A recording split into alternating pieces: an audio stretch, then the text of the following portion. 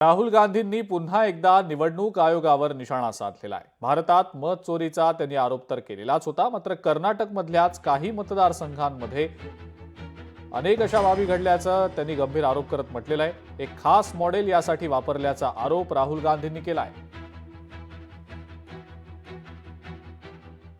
आप हिंदुस्तान के chief election commissioner हैं। आपसे कर्नाटक की सीआईडी सबूत मांग रही है। आप कर्नाटक की सीआईडी को ये सबूत एक सप्ताह के अंदर दे दीजिए, नहीं तो पूरा हिंदुस्तान के सारे युवा इस बात को एक्सेप्ट करेंगे कि आप हिंदुस्तान के कॉन्स्टिट्यूशन, हिंदुस्तान के संविधान की हत्या में शामिल हो, हिंदुस्तान की संविधान की रक्षा नहीं कर रहे हो और वोट चोरों की आप मदद कर रहे हो।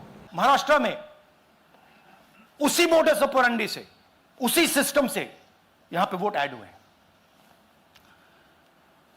आलन में डिलीट, रजौरा में एडिशन, 6850। आपको याद होगा पिछले प्रेजेंटेशन में मैंने आपको नाम दिखाए थे, ये देखिए वही नाम यहां है। वही सिस्टम महाराष्ट्र में चल रहा है जो कर्नाटक में चल रहा था। नाम वैसे ही है, जेडब्ल्यू, पता वैसा है, जेडब्ल्यू, नाम यू ऐसे किसी ने टाइप करके लगा दिया। थोड़ी देर में हम आपको हाइड्रोजन बॉम्ब दिखाने जा रहे हैं। नहीं आज नहीं, थोड़ी देर में उसकी प्रिपरेशन चल रही है। कशा पद्धतीनं वोट चोरी होते हे आपल्या संबंध देशातील नागरिकांना दाखवलं। आता ते रोज नवीन माहिती घेऊन आपल्याला समोर सादर करतायत। एखाद्या प्रवक्त्याप्रमाणे ते निवडणूक आयोगाचे आयुक्त वागतात, तर त्यांनी धमक्या देणं हे करण्यापेक्षा स्वतः सुधारणा करणे आवश्यक आहे आणि कबूल करा की तुम्ही ह्या प्रकार करता आणि हे सगळं करण्यामागे कोण दोन आहेत हे सांगायची गरज नाही। त्यामुळे देशात राज्य कोणाचं आहे ते तीही सगळी माणसं हे सगळं काम करत असतात आणि म्हणून माननीय राहुल गांधींनी आज जो सांगितलं ते पुन्हा एकदा ते सतत सांगत राहणार आहेत। लोकसभेला जी नावं होती तीच नंतर विधानसभेलाही होती, मग त्यावेळेला त्यांना असं नाही वाटलं का? परंतु आता हरल्यानंतर अनेक शंका निर्माण करणं हे त्यांचं काम आहे, ते त्यांनी केलेलं आहे। आमचं काम आहे की जे योग्य नावं आहेत ती राहावीत आणि चुकीची नावं आहेत ती काढावीत, हे सगळ्यांचंच म्हणणं आहे आणि त्या पद्धतीने चाललंय।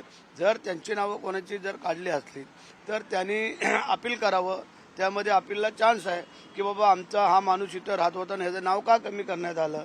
हे सरळ आहे ना की तुम्हाला अपीलला वेळ दिलेली आहे, मुदत दिलेली आहे। त्यामुळे राहुल गांधी काय बोलतात आणि काय नाही त्याच्यापेक्षा त्यांना माहिती आहे येणाऱ्या पुढच्या स्थानिक स्वराज्य संस्थेमध्ये पण त्यांचा पराभव अटळ है। पहले उन्होंने कहा था कि ईवीएम बदली, अभी कह रहे हैं कि वोट चोरी। अरे मैं पूछना चाहता हूं कि जब उनके जो इलेक्शन में जो पोलिंग एजेंट बैठे थे, उनके जो बूथ प्रमुख थे, वो क्या कर रहे थे? और दूसरा महत्वपूर्ण प्रश्न यह है कि हे उशिरा सुचलेलं शहाणपण है। अपना अपयश, अपनी लीडरशिप छुपाने के लिए, अपना फेल्यूर छुपाने के लिए वो हिंदी में कहावत है, नाच ना आवे आंगन टेढ़ा। तो इस तरह से अपना फेल्यूर छुपाने के लिए वो व्यवस्था को दोष दे रहे हैं और चुनाव आयोग को दोष दे रहे हैं। मैं उनसे पूछना चाहता हूं कि लोकसभा का जो रिजल्ट आया है उसके ऊपर वो क्यों चुप है? पराभव का झाला याचा आत्मपरीक्षण करण्यापेक्षा अशा प्रकारचा रडीचा डाव जे ते खेळत आहेत याने होणार हेच आहे की पुढच्या निवडणुकीमध्येही त्यांना असाच मार खावा लागणार आहे। कारण जे पराभवाची कारणं आहेत त्यांची कारण मीमांसा करण्याच्या ऐवजी ते अशा प्रकारचा रडीचा डाव खेळत आहेत आणि त्यामुळे मला असं वाटतं की काहीतरी संघटनात्मक कामं करून लोकांच्या मनामध्ये आपलं एक स्थान निर्माण करणं किंवा लोकांचे प्रश्न उचलणं किंवा सरकारला योग्य काय आहे ते दाखवणं हे करण्यापेक्षा संपूर्ण त्यांचा वेळ आणि त्यांची सगळी एनर्जी ही रडीचा डाव खेळण्यामध्ये ते जे घालवत आहेत आणि त्याचाच प्रत्यय हे होणार आहे की येणाऱ्या निवडणुकांमध्ये सुद्धा त्यांचा बँड वागणार। इलेक्शन वो हारने वाले हैं ये उनको पता है, इसलिए अभी से वो रीजन सब रेडी कर रहे हैं। मुझे लगता है आज भारत में महाराष्ट्र में महायुति हो या फिर भारत में एनडीए हो, माननीय नरेंद्र जी मोदी जी का नेतृत्व इस सभी लोगों ने मान्य किया है उनका मेरे ख्याल से ऐसा नेता, ऐसा एक क्या बोलते हैं, एक लोह पुरुष जैसा नेता हमारे भारत को मिला है। ये हमारा हर एक भारतीय इसका प्राउड फील करता है। मुझे लगता है ये कहीं ना कहीं उनकी गरिमा कम होने के लिए वो जो भी कोशिश कर रहे हैं, मेरे ख्याल से कोशिश में सफल नहीं होंगे। उनका जो भी प्रयास है, मेरे ख्याल से वो आगे के जो भी इलेक्शन है उनमें हारने की वो तैयारी उनको पता है, इसलिए उनको रिजल्ट से तैयार है।